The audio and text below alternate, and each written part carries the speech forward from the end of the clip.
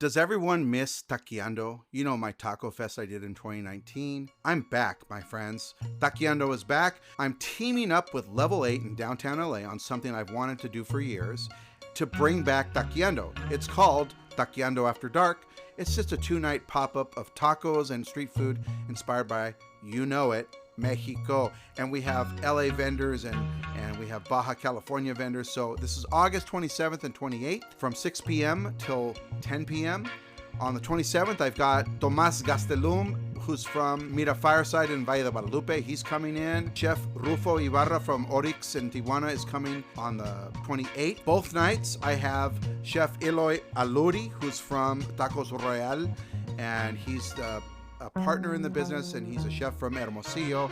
But I also have Chef Ray Garcia, who has a restaurant there, a couple of restaurants there at Level 8, plus Mariscos Chiltepín, Tijuanazo, Tacos La Carreta.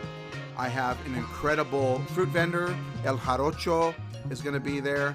I have Los Alpes doing paletas. We're going to have DJs. We have Dobel Tequila as our sponsor. A ton of really good food here. And I really want to thank our friends at Baja California Tourism, who's going to give you a trip to Baja. Okay? So you can win a trip to Baja. You can also win a stay at the Moxie Hotel. And part of these proceeds also go to Cielo, which is an indigenous woman-led nonprofit here in LA. Each night's a separate ticket, so if you want to do both, grab two. You can find tickets on the Eventbrite Level 8 website and also the link in my Instagram bio. Come hang out.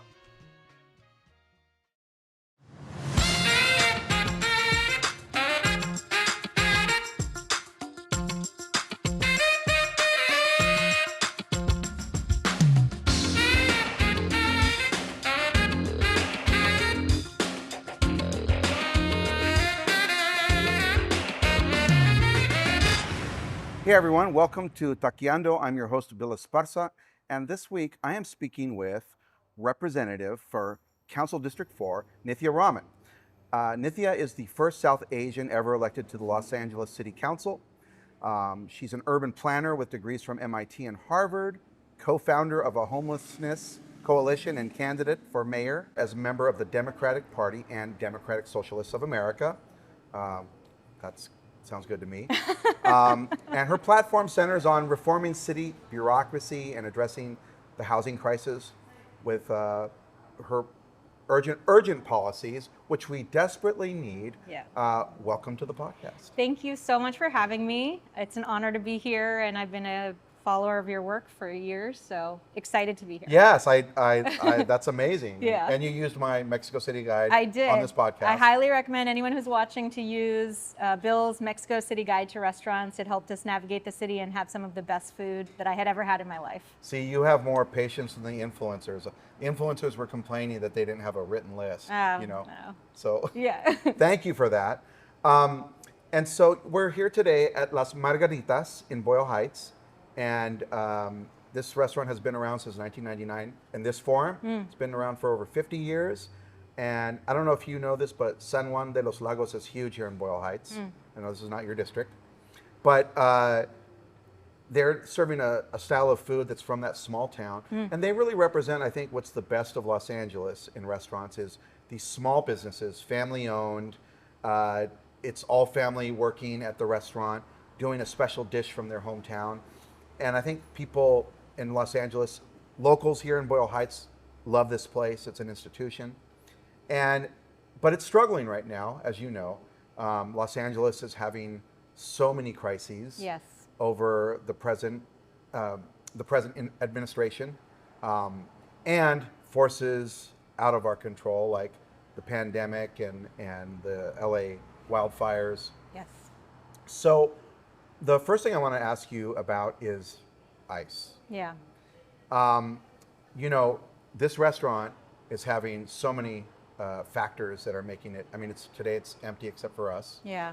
It's a little after lunch, but It is a little, yes, Yes. they've, yeah, but this but is sad. this is, right. Yeah. This is not the way it has been. Yeah. And they're suffering from inflationary forces, rising costs, we are sweating today because they had to shut off the air conditioning. Yeah. And then we've had this lineage fire that also has hurt business. Yeah. But one of the things that they say is affecting them the most is foot traffic. Is people are afraid to leave their homes. And so far we have not seen from leadership in Los Angeles like a strong, determined will to do something about ICE. So what is your plan to get ICE off our streets and let us get back to eating tacos dorados? Well, I mean, I think I was just talking to the owners here at this restaurant, which I'm excited to try the food. And they were saying that in the wake of the lineage fires, they saw their traffic drop by 40%. And it's like just now slowly coming back. And that's on top of impacts from the raids, on top of impacts from the fires. Right. It has been blow after blow at an inflationary time here in this city for restaurants. And they're not the only ones who are suffering. Like, you're seeing this across our hospitality economy, and it's an incredibly challenging moment in a city where restaurants are so important to our culture, our economy. Tourists come here just to eat here. Like, it is so important for us to be a better partner to our restaurants. And I think, yes, combating ICE is a huge part of that. I think what happened when the raids started happening was that many residents felt like the city wasn't standing with them. And in a huge way, that had to do with LAPD's role. They saw LAPD coming out to raids and helping ICE agents do their jobs instead of standing with residents. We saw our police chief just a few months ago say he wasn't going to enforce a mask ban that was passed by the state. Okay, it was held up in court. But to me, our law enforcement should be protecting the residents of Los Angeles. That's the basic expectation. And when you see our law enforcement actually cooperating with people who are here to do real harm to us, this city of immigrants, this city that loves its immigrants so much, that welcomes them with open arms, it's not just heartbreaking, it's infuriating, and it causes fear. Right. And as mayor, I want to change that. I want to change the culture of LAPD. I want new leadership at LAPD who understands the importance of this moment, who understands that it's important to stand with immigrants. And who really understands what it means to not cooperate with ICE and really protect Angelinos on the ground. And I think that has to become part of the way in which we do public safety here in Los Angeles. Residents have to know that the city stands with them, and it starts with LAPD. But I think there's other things that the city could do as well. I was just in the San Fernando Valley this morning talking to immigrant rights advocates who have been organizing and responding to raids that are happening in the valley since last year. And as you may know, there's been an uptick in raids in the San Fernando Valley over the past few weeks. And I was asking them about what they needed and what the city could do more of. And you see this real discrepancy between the organizing environment and the resources that different parts of the city have. So in central LA, in Echo Park and in Highland Park, there were lots of volunteers. There was also a more kind of organized donation economy that brought money into the system and helped people respond through mutual aid and through rapid response. And in the valley, there's less of that. Right.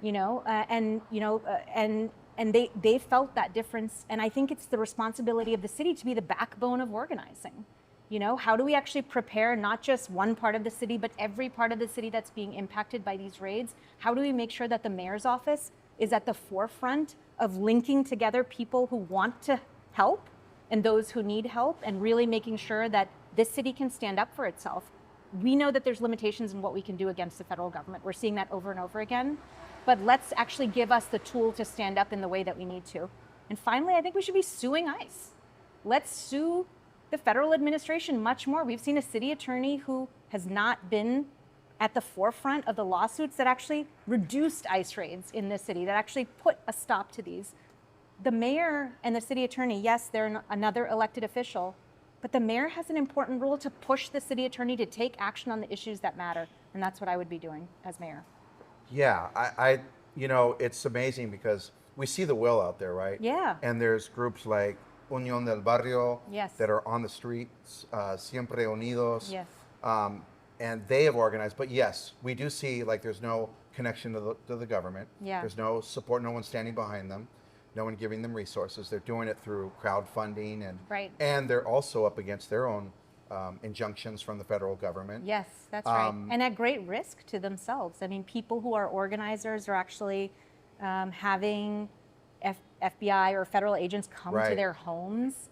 And so people are afraid to organize, you know, and the city needs to be out there defending people. We actually, because of poor fiscal management by this mayor, we actually gave less to immigrant defense from the city of Los Angeles during the second Trump administration than we did during the first Trump administration. Okay. And that's, to me, that's a budgetary decision gone completely wrong. You know, our priority should be protecting our people. How do we actually make decisions that are not about saving our own political future, but really about protecting the people of Los Angeles? That's, you know, why I'm running.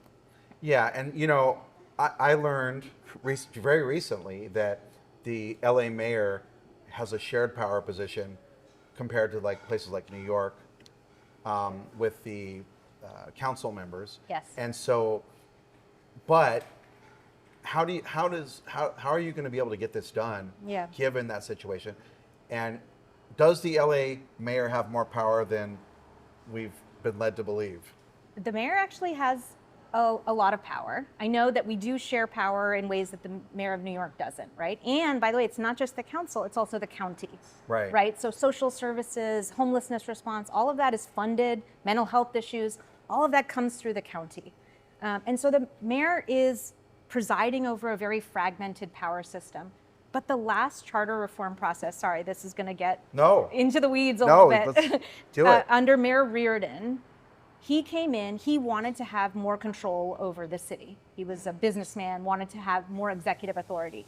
And so the last charter reform process, which took place 25 years ago, gave the mayor the power to hire and fire all department heads, gave the power to the mayor to really be the CEO of the city. And if you look at what the powers of the council are, of course the council has legislative power, they can pass motions, the mayor has to partner with them to do many things, but the mayor has the ability to push the departments to take action. The mayor is the chief point person in any emergency. They are the kind of the convener of every department. They're supposed to lead. And this crisis, the immigration crisis, is an emergency. And so you can use your emergency authority to bring departments together, to prioritize resources, and you have convening power and a bully pulpit to bring philanthropic institutions to the table. You can bring the public to the table. You can bring news attention to these issues. The mayor has power. And I think what we've seen, to me, in this mayor is someone who hasn't used that power. And so when you don't use that power, it looks like you don't have it.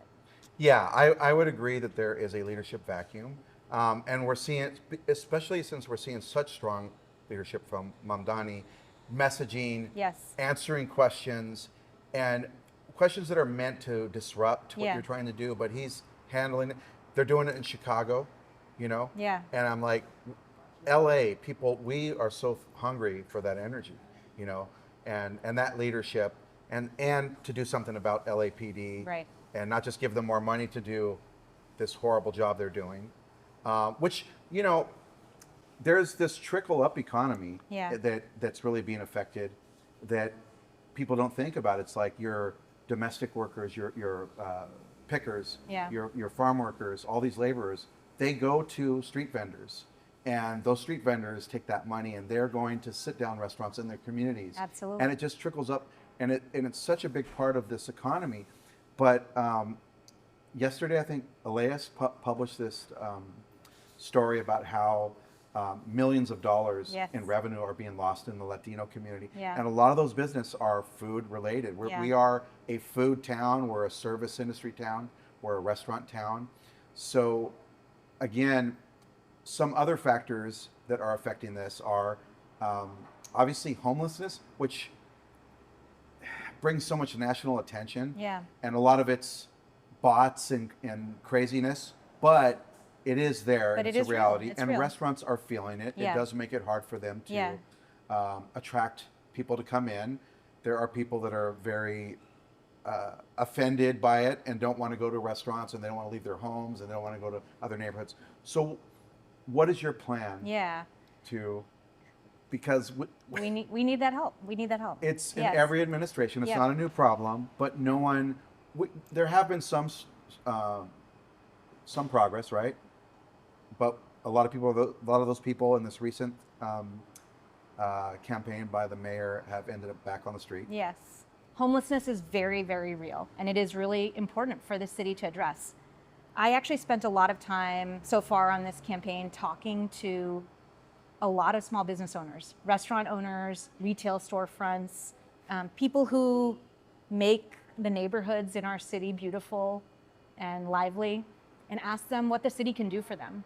And homelessness came up over and over again as an issue. And I think it's important for the city to make sure that we're being really proactive in helping these businesses thrive. And that means proactively addressing homelessness. Yes, we've made some progress, but we're not making enough. And what we're seeing citywide in our homeless count numbers is that after some progress at great cost to the city under this mayor's programs, we are now seeing a backsliding of those numbers. Right. We're seeing an increase in street homelessness, a 9% increase, I believe, and we're seeing an increase overall in homelessness. In my district, where I actually have the ability to control much more of what's happening in homelessness, we're seeing a very different story. I'm seeing homelessness decline every single year. I'm seeing significantly less street homelessness because our response in my district is robust. We are proactive. We're out there. When we know basically almost every person who lives in our district already before we get complaints from business owners and residents, and we're working to get them off the streets. And our approach is to be relentless. Go out there, work with individuals, get them indoors, and ensure that they have what they need to be able to stay housed. And that approach, undergirded in transparency and accountability in my district, that is the results that I want to bring to the rest of the city. And I know every mayor talks about it. I know everyone says they're going to do it, but we've done it in the district. We've done it. We've reduced homelessness by more than half in my district in the time that I've been in office. And I want to do that for the entire city. Right. And so what are the specific policies that are working? So one is just responsiveness and proactive response. And so one of the policies that I want to have for our commercial corridors is the ability for businesses to be able to call a homelessness response team that will come right away.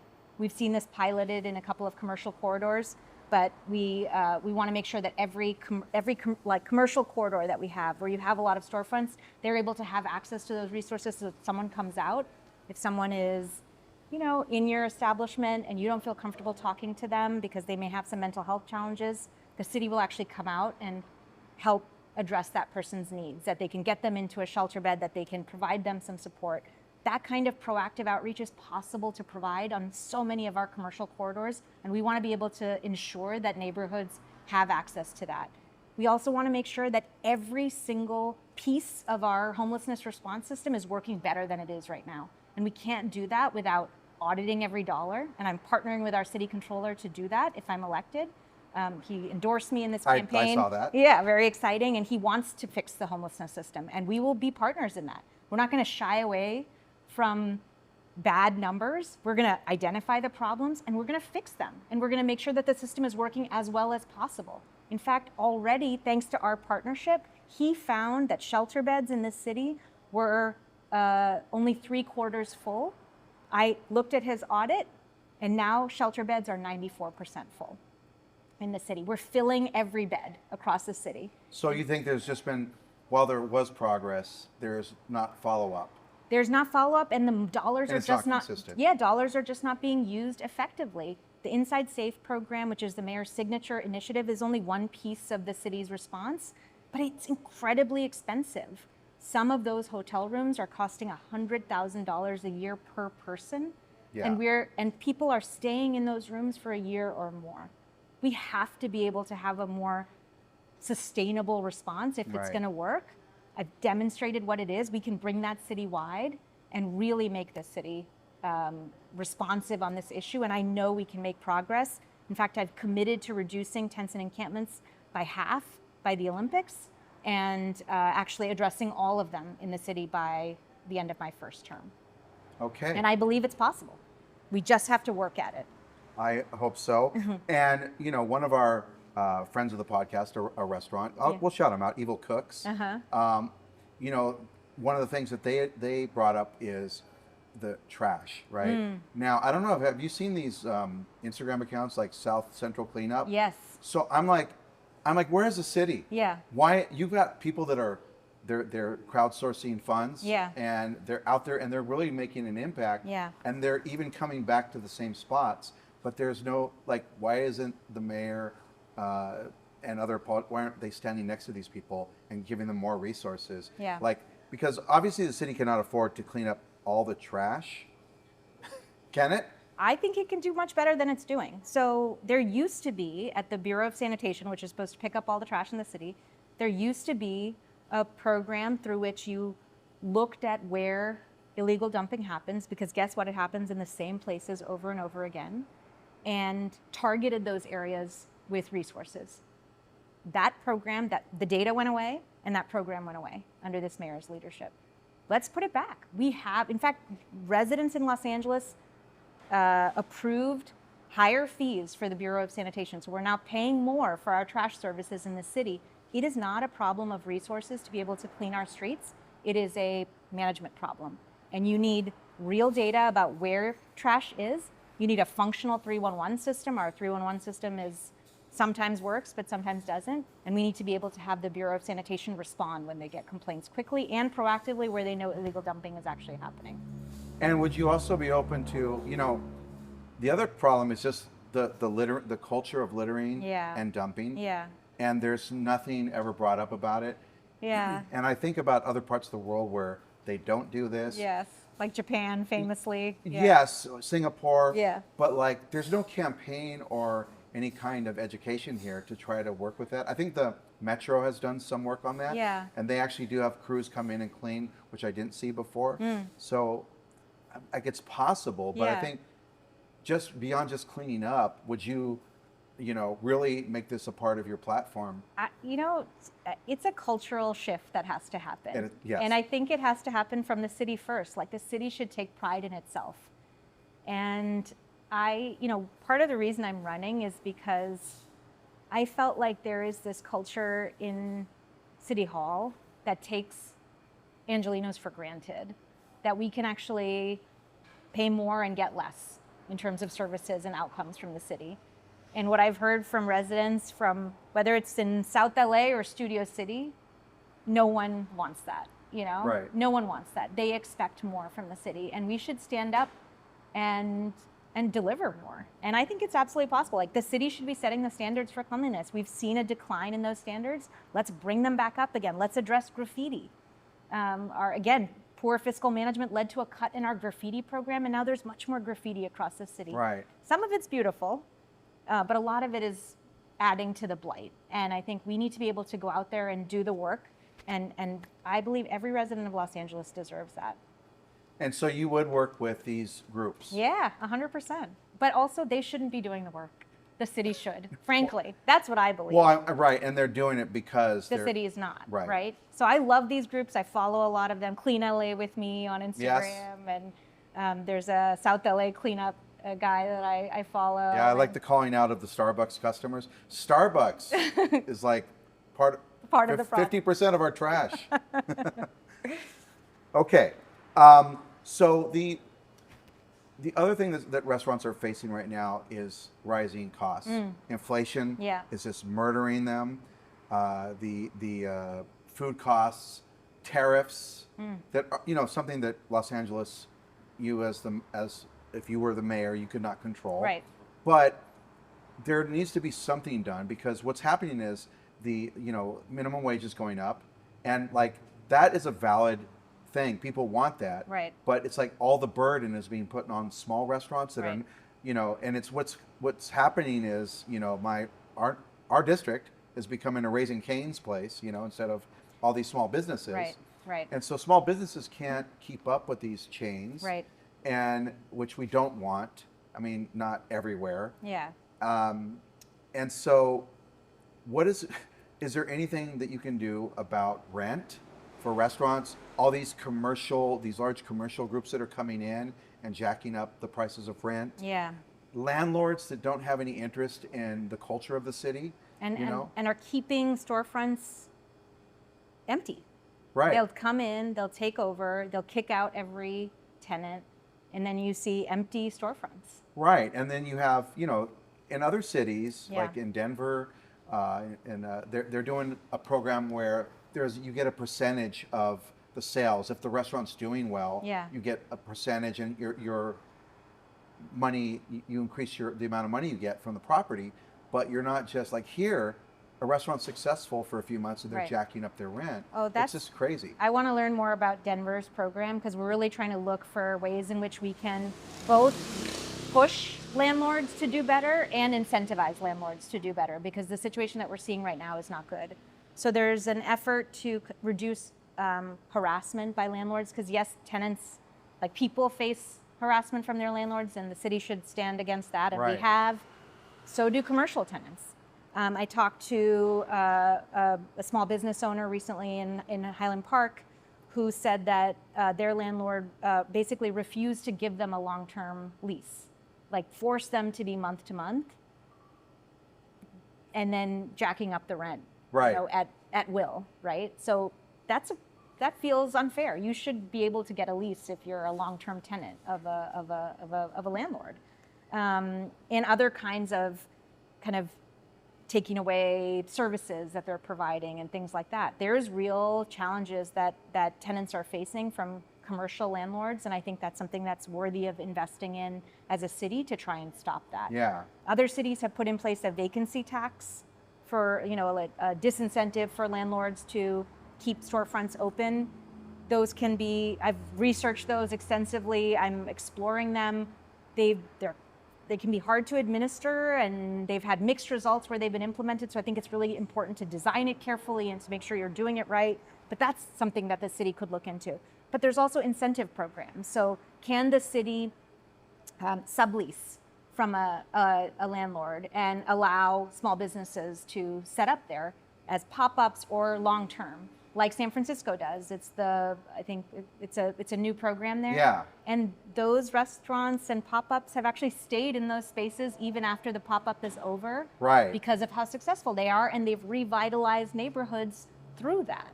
Yes, there's a restaurant I went to in downtown LA that has a space, and Yeah. they were giving it for 3 months with a nice deal. Okay. And if it's From the landlord. From the landlord. Okay. And if it works out, then they stay. So yeah, I think we need programs like that. Yeah. And also, you know, residential, you know, housing. Yes. The reason why we're having to raise the minimum wage It's for because the restaurants cost of living is so high, and it's driven by the cost of housing. and our city is full of service, Yes. you know, Yes. industry people. Yes, 100%. Housing is a central focus of my campaign.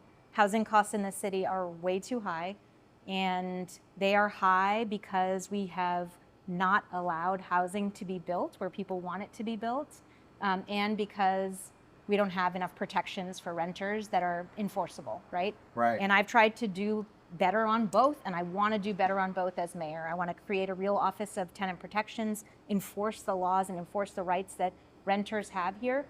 But the reality is we have underbuilt housing in this city deliberately, created real segregation in the city, like our zoning laws Yeah.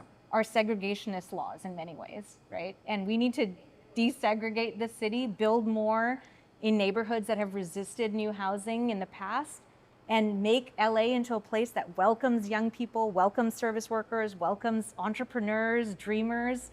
Like, this is a city that should be a city of real opportunity. And did you grow up here? I've been here since '95. Right. I'm from Stockton, Okay. and I was in the Bay Area from '90 to '95, and I've been Okay. here ever since. Okay, well, I didn't grow up here. I moved here as an adult, and I haven't found another place that I've lived in or visited for an extended period of time that has this spirit of like welcoming Yeah. and not caring what your educational credentials are or like who your family is or how much money you have. Like, it is a city that really welcomes people and says dream big, right? And you see that in the food sector all the time. Right. You see it in the food sector all the time. But you see it across, you know, in Hollywood, you see it in the music industry, you see it in small business owners, you see it in street vendors. Like, you see people here who come here to build their dreams here. And if we don't lower the cost of housing, and if we don't make that a central focus of this city's work, we will lose what makes LA special. And businesses like this will suffer as a result. Yeah, I mean, that is, if that can be, I mean, we should not put the full burden of keeping people in housing for the restaurants and businesses Right. and small businesses. Right. There needs to be some flexible system. Right. And obviously, so besides having an office, what are specific policies? Well, yeah, we need to, for housing, we say we're in a housing shortage, right? And then the city makes it impossible to build new housing. The city is a terrible partner for building new housing. So we need more apartments, we need workforce housing, we need affordable housing, and the city has sued, already approved, already funded affordable housing under this mayor multiple times to stop it from being built. The city has pushed back against mandates from the state to build more housing in neighborhoods that have historically resisted it. The city has been unwilling to change its processes to shorten the time it takes to actually get a permit to build new housing. So we say we want more housing, and then when someone says, hey, I want to build some family-sized apartments, the city says, great, wait for 2.5 years before we'll approve it. That's the longest timelines of any city, and we have the fewest homes per adult of any city in America, and the highest rent burden population of any city in America. Those two factors are linked. No, it's tough. It's tough. Go ahead. No, I was just going to say, new housing is not popular. No one likes their neighborhoods to change. You know, whether it's whatever neighborhood you're in, people don't like new construction. But the reality is that in order for LA to remain resilient into the future, we do need more housing. It's a right, and people don't have access to it right now. Yeah, we're being squeezed. Yes. You want to, like, okay, where can I move where it's more affordable? And there are no options. Nope, that's right. So speaking of the rent issue, what is one policy you would implement in your first year specifically to keep legacy restaurants from closing? Now, I know there's a legacy business program, but there really hasn't been a lot of action. Yeah. I think older businesses need that support. And when you say legacy businesses, you're talking about businesses that have been in the city for decades. Right. You know, we famously lost Papa Christos. Yes. And now, you know, I feel sometimes we're unrealistic because there are a few 100-year-old restaurants around. Yeah. But there are not 200-year-old restaurants. Right. So they do, even institutions eventually do close. Right. But I think more of them are closing right now in this time, and it's certainly highlighted with everything that's going on. Yeah. And we could say that maybe Papa Christos would have, if there wasn't a pandemic and fires and ice and all these things, that they might have gone on a little bit, maybe in one more generation. That was a landlord issue, though, right? That was a landlord issue. So right, because Papa Christos was one of my favorites. They were doing well. They were so good, and every time I went in there, it was packed, and I'd go in there and buy my olive oil, I'd buy my feta cheese, and I'd eat a meal. Right. And then the ones that are surviving are barely surviving. They're not making any money. Their costs are so high. So, you know, what can we do with this legacy business program to really affect, you know, to conserve our culture? I think the legacy business program has been good. You know, it's given money out to restaurants. I think we need a more proactive business outreach strategy at the city overall, right? Because many of the businesses that may need the help don't always know that the help is there from the city. They don't know about these grant programs. They don't know about support they can get from the city in addressing challenges that they're facing. We need our city to actually have a proactive effort to reach out to businesses and to help them succeed at a time when we know that they're struggling, right? Right. And so we have right now, an economic development kind of wing of the city that doesn't do what it needs to do for LA, right? So I want to really build out our economic development work at the city. I want to make sure that we're proactively outreaching to businesses and to making sure that they know that they can lean on the city for support.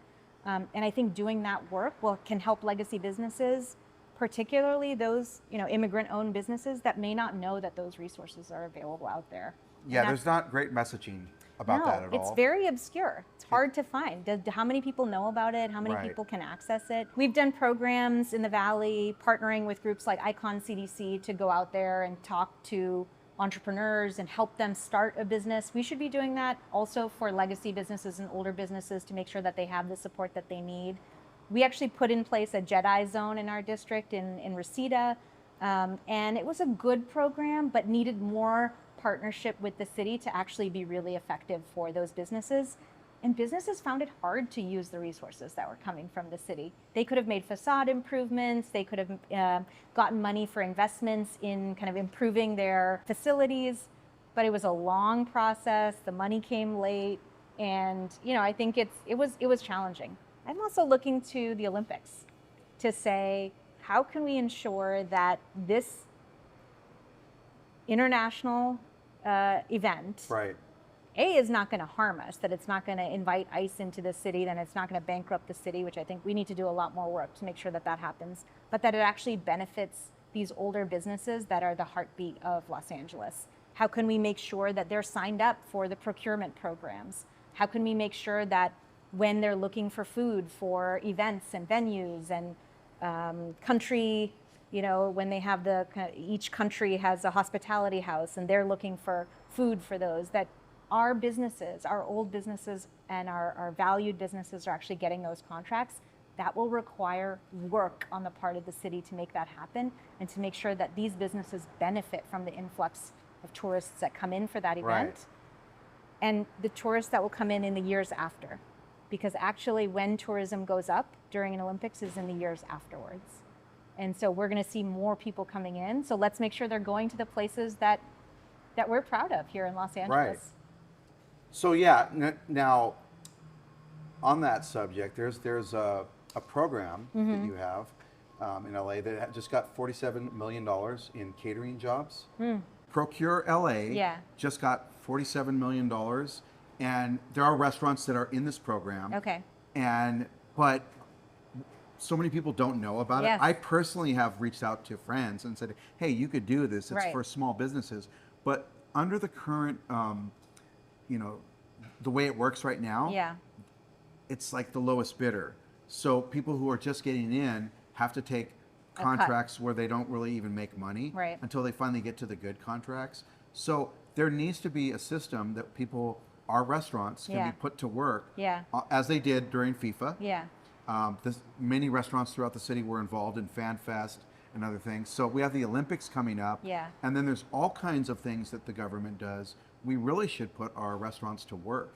So how can you fix this so that small vendors that don't have big platforms can come in and actually, they should be able to do a catering job that makes them a profit. 100%. And I think a lot of it has to do with the communication with communities and with groups.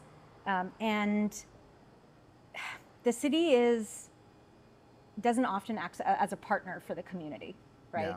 And even when people ask it for help, often it's resistant to, it makes it hard for you to get what you need, right? And so I think we need to do better at making sure that we are actively engaging, like going door to door with these kinds of businesses to help them sign up for things like the procurement programs that we have in place already. Are you signed up for our RAMP LA database? Are you signed up for, do you have the capacity to be able to bid on projects that are coming in? I feel like there's a real gap in terms of capacity that we need to fix proactively as a city.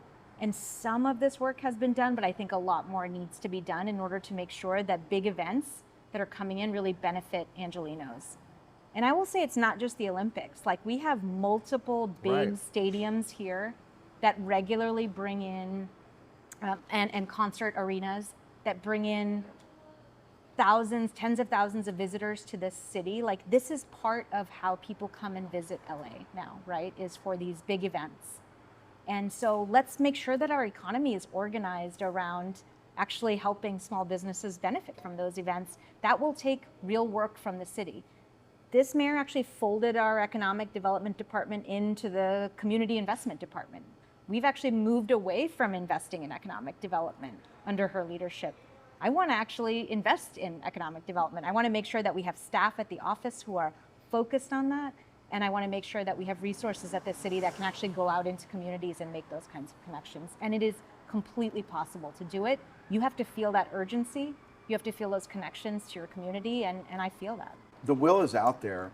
We saw this during the fires. Yeah. And everybody showed up. Restaurants came through. Of course, there was World Central Kitchen. Yeah. But some food trucks, the vendors that I know, they just like DM'd me saying, hey, where should I go? It's like, oh, I contacted a council member, I DM'd them, hey, you guys need a food truck today. Wow. and so people want to help. Yeah. But like, as you're saying, all these things that come up, like we could be utilizing our restaurants. Yeah. And would you put together a restaurant council Yes. that had not just the big shots, Yes. you know, The and famous smallest, chefs, yes. but street vendors Yes.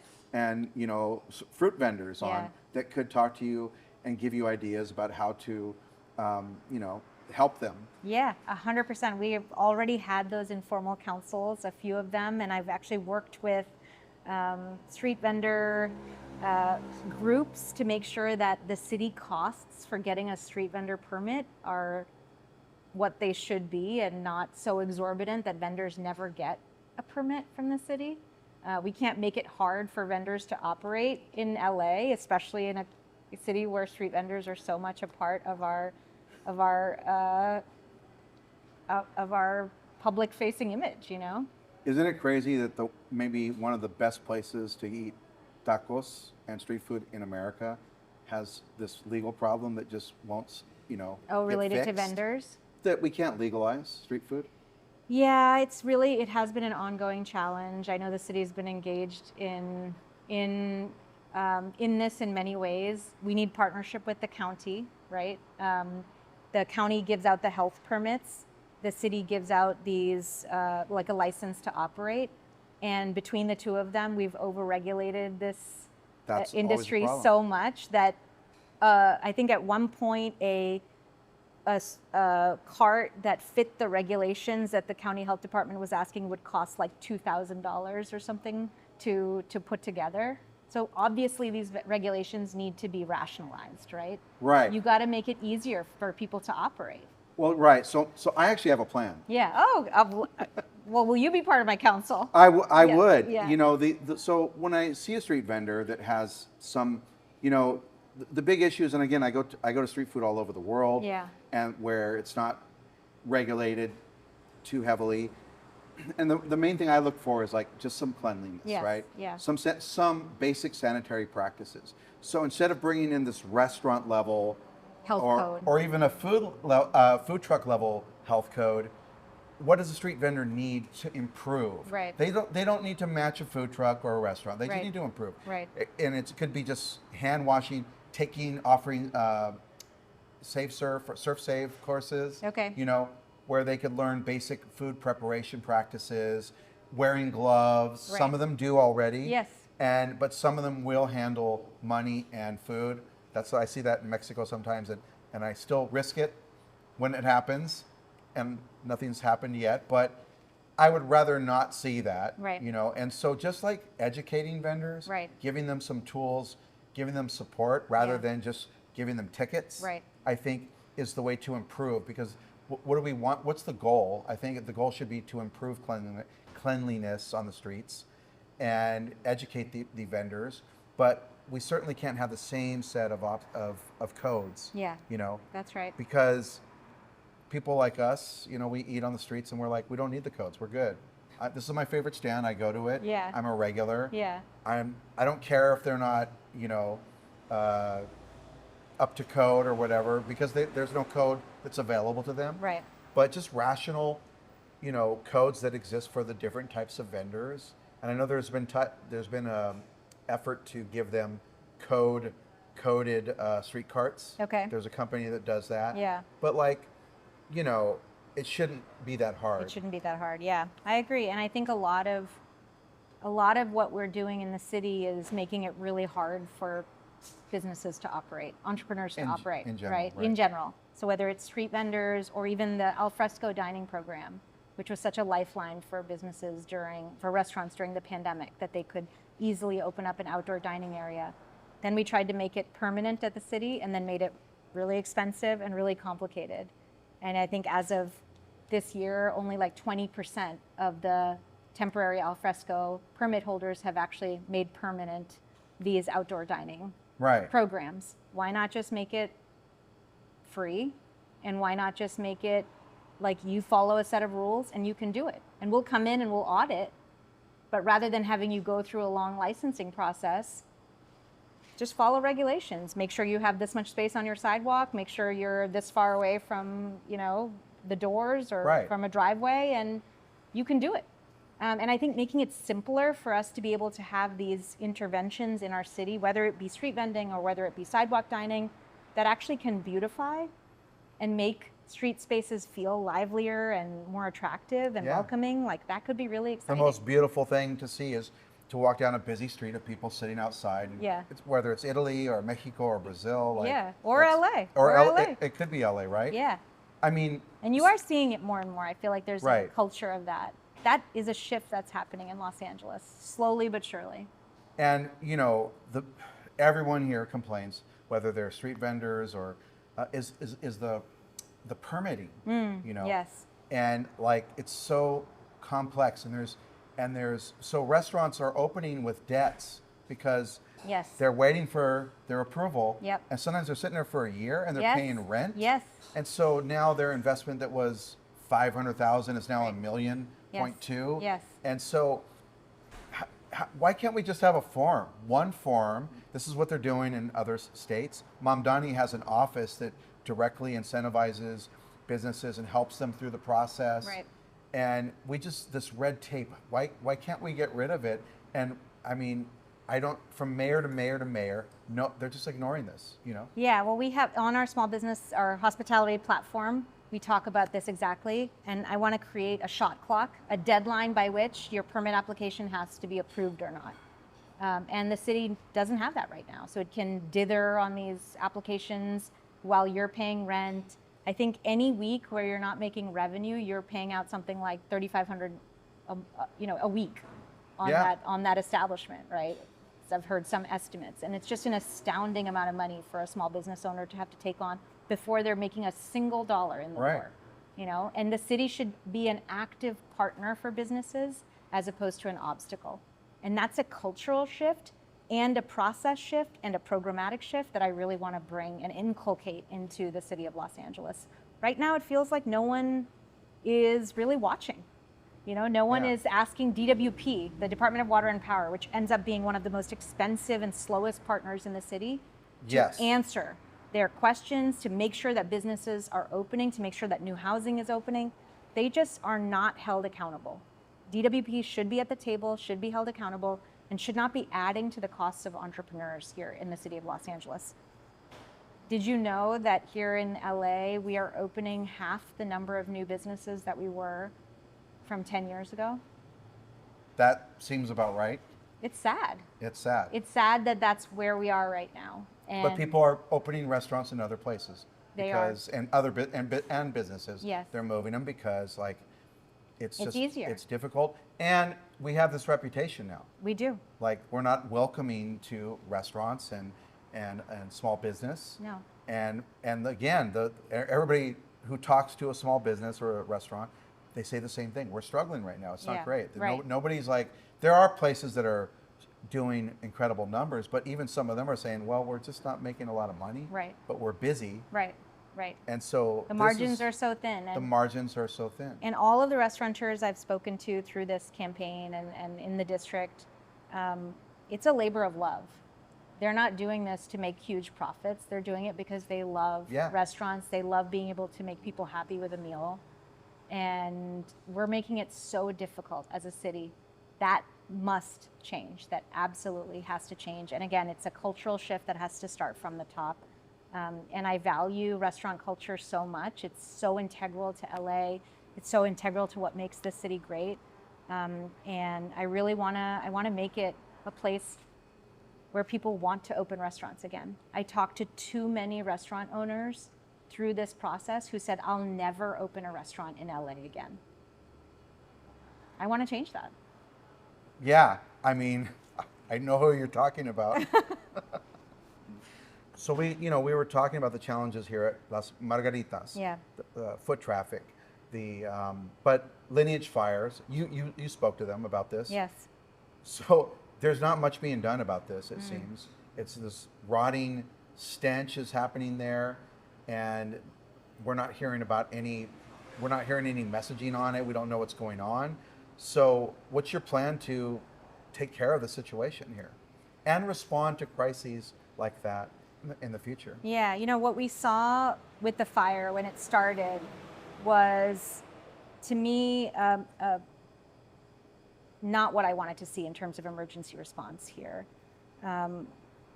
Smoke was billowing into the neighborhood, black smoke. Yeah. And our mayor went out and repeatedly said, the air is safe, the smoke is safe, contradicting advice from public health professionals, from air quality management experts. And so many people that I spoke to in the neighborhood have told me about the real health impacts that they had from that. Their coughing, throat pain, respiratory illness that took them to the doctor or to a hospital, fatigue, sleeplessness. I mean, this was very intense smoke that was just feet from their home. Right. And residents were told it was safe and that they didn't need to evacuate. And we also heard yesterday in reporting that people that Lineage had hired to do crisis PR for them were also advising the mayor at the same time. We're in her comms WhatsApp chats with the entire team, seeing every incoming query that was coming for press about the fires. Like, how much did Lineage influence how we responded? I think these are questions that a lot of Boyle Heights residents that I've spoken to have about what happened in the wake. And I think Lineage needs to be supporting this community far more than it is. It's a multi-billion-dollar cold storage company, has multiple establishments, even just across the LA region. And so far, they've given some money to nonprofits, but really people need financial support. Businesses need financial support to weather this additional storm on top of the raids from last year, on top of so many of the challenges that restaurants have been facing and businesses have been facing. Like, they need support. They need real financial support after this. And I think Lineage is responsible for. So you would hold them accountable? I want to hold them accountable. I would be holding them accountable if I were mayor right now. Okay. Now, we've been hearing, another thing that's affected restaurants and caused restaurants to close is the loss of revenue from Hollywood, from production, and all the business that we've lost here. Is there any plan, besides this stupid thing of Sylvester Stallone being some kind of representative for Trump, to bring back films to Hollywood? Is there a plan that you have that can bring work? Yeah, and I think, we absolutely need to bring Hollywood back. And this city has watched, this mayor watched as jobs left, thousands of jobs left. Didn't appoint a film liaison who was supposed to be managing productions here for 3 years. I would, on day one, create a real city film office that helped productions shoot in LA and that proactively went out to studios and encouraged them to shoot in LA and asked them what the city should be doing to make sure that production work stays in Los Angeles. Because it isn't just Hollywood stars. People think of celebrities when they think of Hollywood. But we know, Angelinos know, how many people work in this industry. Oh, yeah. It's everybody from costumers and caterers to dry cleaners are impacted by the drop in production here. It has impacts that go far beyond just the studio lot. Sure. And restaurants have, put up their businesses in those areas to get those customers. And they used to go and do the craft meals for the all catering. those. Yes, exactly. That was a huge line of revenue. And so the loss of this industry is devastating for Los Angeles. And the city, again, needs to stop being an obstacle for this business. We need to have a real film office that knows production, that makes it easy to shoot. We need to make small productions even not pay any fees whatsoever. We need to eliminate neighborhood rules and regulations that drive up costs, that require multiple police officers and fire department checks before a production can move forward. All of this stands in the way. This is red tape that stands in the way of filming in LA. And I want to eliminate it or reduce it and minimize it and make it as easy as possible to shoot in the city of Los Angeles as we can. And that has to be a priority of the city. We also need to be going up to Sacramento and asking for a tax credit like the one that Georgia has. Unlimited tax credit. Right. That looks much more like what other states are using to attract. We need to be competitive. We need to be competitive. So, but who is going up there and making the case for that? Who's fighting for Los Angeles? Who's going up there and saying that we need a real tax credit that works for the industry, that isn't based on a lottery, that any production that shoots here gets it? Like, that's what we need here in Los Angeles. And okay, the mayor doesn't have control over that, but I would be the strongest, loudest advocate for that tax credit. And I would rally the tens of thousands of people here in the city of Los Angeles who care about that to rally Sacramento to deliver for us. So your Governor plan, Becerra, right? deliver Yes, for us. Becerra, he's got a good lead right now. Okay, yeah. So your plan is to not say that's not my job. No. The reality is the mayor of Los Angeles may not have control over everything, right? But I don't think you can ever say, oh, that's not my job, right? You have to go out there and try and do everything that you can. Okay, I won't be able to do everything, but we can do a hell of a lot more than we're doing. Los Angeles feels like, to me, that the city hall is not leading. The city hall feels rudderless. Yeah, and I'm in there, you know? Yes. Yeah, I mean, all these things that we're talking about, whether it's foot traffic, you know, even going out to restaurants. Like, why isn't there a campaign? There is Dine LA, yeah, but the city doesn't get involved in it. Right. Showing up to restaurants, not just for photos, but to actually dine and encourage people to get out. One of our lovely restaurants just commented like, well, people do have money, because we saw it during World Cup.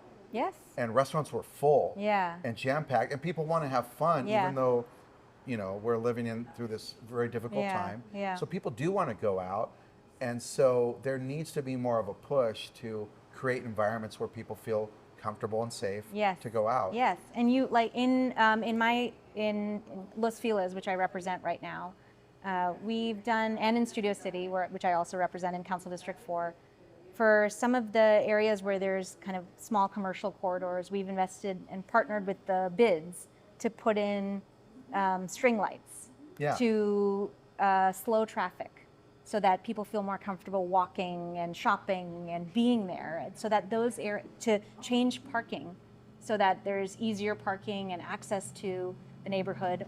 That, you know, it's placemaking, right? So making these neighborhoods into places where people want to be and they feel attractive and want to be spending money. And you see, when you do that in those neighborhoods, people come out and they spend time there. They're out there spending time in those areas, and actually those restaurants are doing very well. Right. And it's a place where new restaurants are coming up, and cocktail bars and things like that are, you know, getting written up in newspapers. Right. Do you have, speaking of cocktails, do you have a plan for liquor licenses? So it's a state level issue, right, that has a city component to it. And I think, so we have a program in the city called the Restaurant Beverage Program, which makes it faster and easier to go through the city process of getting a liquor license or a license to be able to sell that. And it's an opt-in program for council districts. So some council districts do it, some don't. Right. I want to make it opt-in I want to make it citywide, and I want to make sure that it really works for restaurants. We've seen restaurants that have used it to get their businesses open faster than they would before. I want to make sure the program is working really well. Okay, so under you, restaurants are going to open faster, And I hope so. I certainly at a lower hope so. cost. I hope Okay. so. I hope so. And I want to be a partner in engaging with the state and really pushing for the kinds of reforms that restaurants need in order for them to be really successful. They shouldn't feel like they're alone out there. The city should be a partner with them in advocating for reforms at the state level as well. I think at the very bare minimum, Yeah. it should be vocal. Yeah. And there should be liaisons and people to go to and departments to go to for these things. Yes. Because people do feel Angelinos are amazing, Yeah. and you know this, and Resourceful. they independently have just shown up for all these things. Yeah. Fighting ICE, donating their time and resources during after the fires. Yeah. Anything that comes up, Angelinos show up. So we just need the leadership to go along with that. Okay, so I'm in District 13, which is adjacent Yeah. to your district, and I live in Hollywood. Yeah. So I want to know, where do you go to eat in Hollywood? Oh. What are your favorite spots? Recently I've really loved Safi's. Okay. Yeah. It's a nice meal, it's for a special occasion. That area is, and now, is that on your side or my side? No. That's me. yeah, Okay. that's you. Yeah, so that whole area is booming, right? Yeah. Where Safi's What is? else is there? There's Well- they have their little cocktail bar there. Right. Yeah. Well, you have the Found Oyster. Okay, is I've never been there. right Yeah. across the street. You have just down the street, Bridgetown Bridgetown Roti, which they used to be somewhere else, right? And they moved They were there. at Smorgasburg, right? I think they used to be in downtown LA. I only went. My first time was when they moved to my neighborhood. Yeah, right. Etra's there. Right. Chainsaw. Okay. I've only been to Safi's and I love it. I should go to these other places. Kuya Lord. Okay. I've heard a lot of great things about Kuya Lord. My favorite Thai restaurant is nearby in Thai town, Ruin Pear. Yes. My family and okay. I love Ruin Pear, so we go there all the time. That restaurant is always packed. Always packed, always. And their fried egg salad is so good. Their green curry is so good.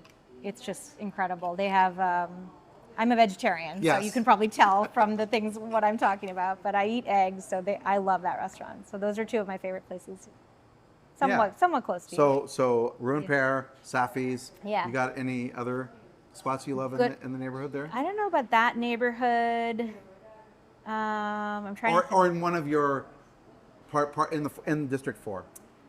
We can expand it to District 4. Yeah. District 4 is a lot of like homegrown, like spots that we can walk to. My family and I live near Blair's, so we go there a lot. What else? I feel like I've been eating all over the place because of this campaign. So where my favorite cocktail is at Mirate in Los Feliz. Yeah, that's the Paloma. Yes. Their Paloma is a canned Paloma that they do, which is really, really good. Let's see. I'm trying to figure out where else am I eating in that area. I don't know. You mentioned you also go to Frontera. Yes, my husband goes to Taqueria Frontera, which he loves. Yeah. It doesn't have a lot of vegetarian They options. need to level up on their vegetarian Yes, yes. And I always when I'm going out for Mexican food, I feel like I have to do the research to see whether there's vegetarian options. And I just close my eyes and don't ask about lard or chicken broth. I'm just, otherwise you can't have a single mole. You can't have anything. Right. So I just eat it. And so our favorite kind of neighborhood spot for Mexican food is actually in Glassell Park, which is Restaurante Tierra Caliente. Yeah. Have you been there? Don't They used to have two spots. Right. I keep seeing on Instagram that they have a new spot coming. Oh, really? Okay, great. It's very Tierra small. Caliente. Yeah. It's small. They used to have one in Cypress Park, I think, and one in Glassell Park, and that's like our it's like a family favorite. Right. Yeah. That's a good list. Yeah. Okay, good. I'm glad. I feel like if you approve of my list, then that's good. And so I think we'll finish up here great. with having some dishes here at Las Amazing. Margaritas. I'm so excited. We're going off menu for you. Okay, exciting. Tostada de frijol. Nice. And we're not going to ask questions. We're not going to ask questions about the lard. Just going to. Well, candidate Raman, thank you for joining us today on the podcast. Thank you so much for having me.